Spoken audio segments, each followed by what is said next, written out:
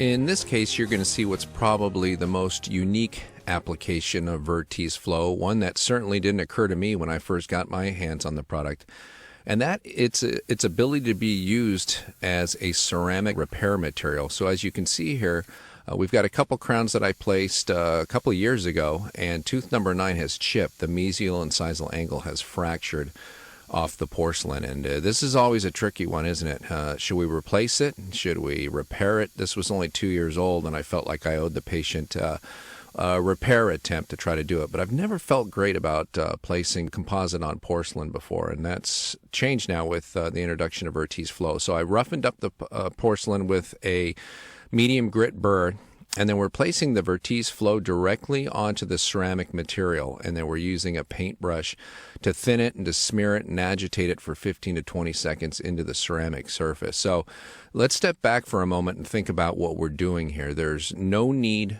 for hydrofluoric etch anymore. Hydrofluoric etch is very dangerous. I know we all get a little bit nervous when we use it in the mouth.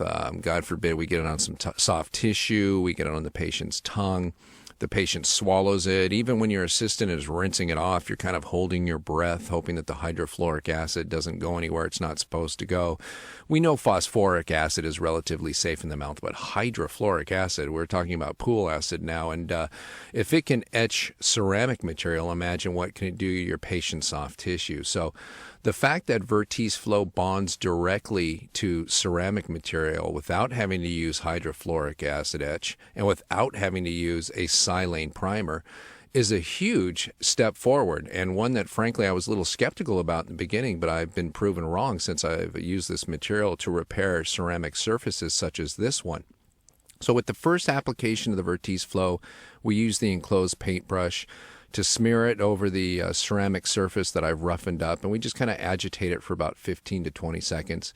And then once we add any increments beyond that, you'll notice that you don't have to use the paintbrush to agitate it anymore. You can just go ahead and go straight to the 20-second cure. Again, a 20-second light cure is more than sufficient for an A2 material such as this one. If you're going to use a darker material such as the A3.5 or the universal opaque, you're going to want to cure it for 40 seconds. In fact, this is a time when you're probably going to reach for the universal opaque. Imagine a patient who's got a 10-unit PFM bridge. I think we've all seen this happen, and they break the porcelain off, say, one of the abutments on tooth number 4.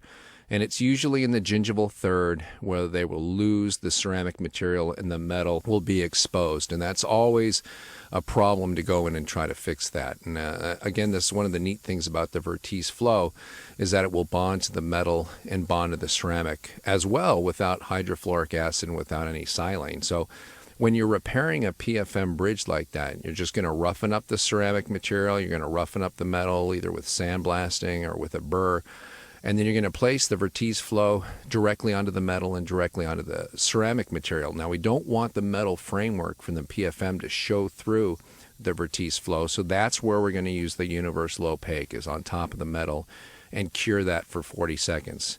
And then on top of that universal opaque and on top of the ceramic material we roughened up, we'll use whatever shade matches, an A2 for example, and then cure that for 20 seconds. But on this tooth, we're just repairing an all-ceramic crown that's got that chip on the mesial and incisal, and it wasn't a huge chip, so I'm actually using the Vertise Flow as the final composite material as well. Now, if it was a bigger fracture, and it was the entire mesial and incisal corner all the way down to the zirconia coping, or the whole incisal edge, I would use a different composite, something like Herculite Ultra, and place that on top of the Vertise Flow. But on something small like this, it's almost along the lines of the small Class 1 composite restorations that you saw earlier in this presentation. And we're going to use the Vertise Flow not only as the liner or the bonding agent to the ceramic material, but as the final restoration material as well. So got a matrix in there so we don't bond the two teeth together. And then you can see us using the Opti disc. I like these discs from Kerr because they're translucent. And it's really the only disc I can think of, finishing disc, that you can see through. So as you place it on the tooth, you can actually see what you're doing through the disc, and it's a neat advantage. And they're super thin as well. So we go in and just polish this. So this entire repair has been done with the Vertise flow. So it is bonded to the ceramic material, and then I added another layer or two to make the entire restoration from porcelain out to the incisal edge out of the same Vertise flow. And you can see we get a nice look there with that A2, but Kerr's research that I've seen on this, I was impressed by the high bond strengths of the Vertise flow to the ceramic material, and allowing us to get rid of the etch and the silane is fantastic. And you can see that small mesial incisal chip, and look how nice that looks in the after photo without any hydrofluoric acid or any silane.